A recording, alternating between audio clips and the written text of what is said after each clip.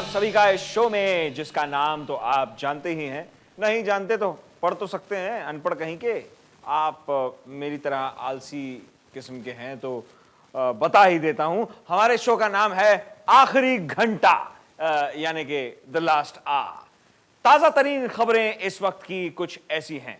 Rice की release date की लड़ाई थी सुल्तान से, पर अब जुलाई तो क्या, इस साल को छोड़ शाहरुख खान भैया की रईस रिलीज होगी सीधे अगले साल। इतना डर गए सुल्तान भाई से। कांग्रेस की एक और स्कैम का पर्दाफाश।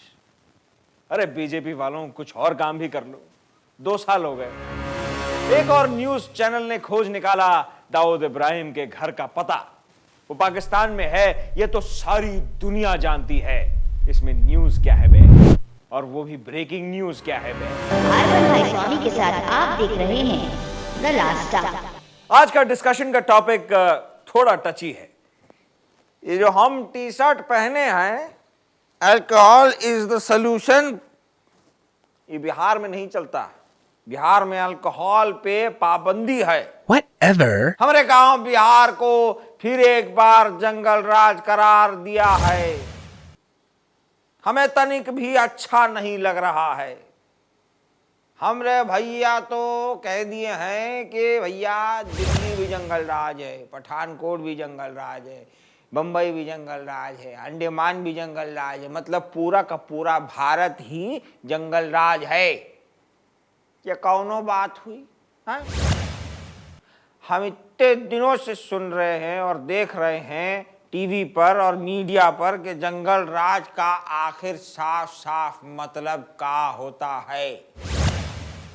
भैया जो इंटॉलरेंस की हवा चली थी अभी कुछ महीने पहले, उसी को हिंदी में कहते हैं जंगल राज। नहीं समझे? मैं समझाता हूं। इंटॉलरेंस कहें तो असहिष्णुता। मुझे पता था नहीं समझ आएगा।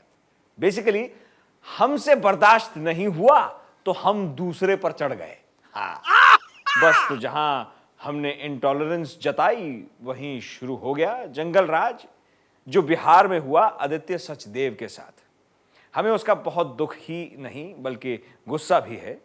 पर हमारे पॉलिटिशियंस भैया जो हैं, उनमें ना तो कोई समझ बाकी है और ना ही कोई इंसानियत।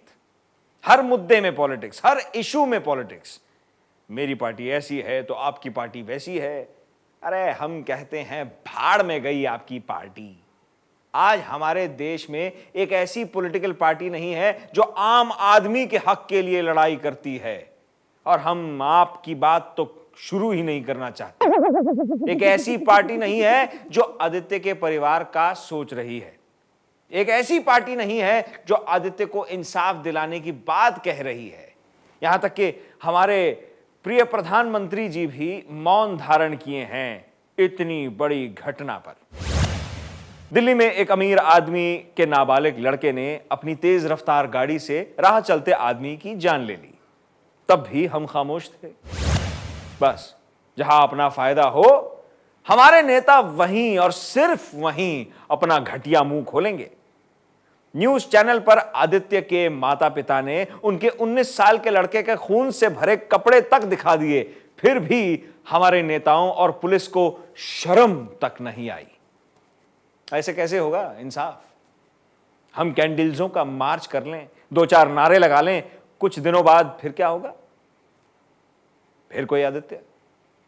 इससे सिर्फ कैंडल्सों का दाम बढ़ेगा, कैंडल्सों की बिक्री बढ़ेगी।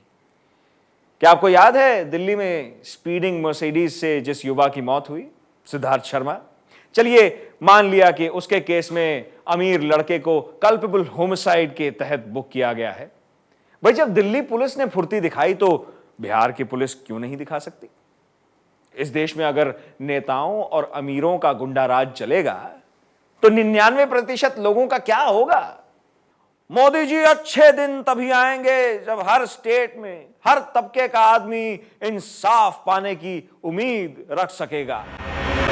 अच्छे दिन तब आएंगे जब पुलिस और बाकी गवर्नमेंट अधिकारी अपना काम पूरी ईमानदारी के साथ करेंगे। अच्छे दिन तब आएंगे जब सच्चाई की जीत होगी। अच्छे दिन तब आएंगे जब बाहुबली आम आदमी को अपनी ताकत से नहीं रौंदेगा। हम तो थक गए हैं ये भाषणबाजी से। भाषणबाजी से याद आया, ये केजरी भैया कहां है ये सब में है? काहे नहीं बोले हैं बिहार के मुद्दे पे? लालू जी से दोस्ती कर लिए हैं तो निप्पल ले लिए हैं केजरी जी। चुप्पी साध लिए हैं बिल्कुल। राजनीति राजनीति राजनीति, बहुत विचित्र प्राणी है ये राजनीति। नेता के बेटे बंदूक बंदूक आपस में क्यों नहीं खेलते? खेले, मैं तो चाहता हूं इसी बहाने कुछ कमीने ही कम हो जाएंगे हमारे देश में। बढ़िया आइडिया है ना? व्हाट एन आइडिया सर जी। वाओ! हम खुद ही अपनी आइडिया पर खुश होते रहेंगे कि आप भी कुछ टिप्पणी करेंगे। यस! अच्छा लगा तो लाइक कीजिए और जुड़े रहिए हमारे साथ। हमारे साथ जुड़े रहने के लिए सब्सक्राइब करना पड़ता है। जल्द मिलेंगे। अगर हमको कोई गोली नहीं मार दिया भैया, हम फकिंग ऑफ हो रहे हैं अभी। बुझाओ बे। और आप भी लुप्त हो जाइए।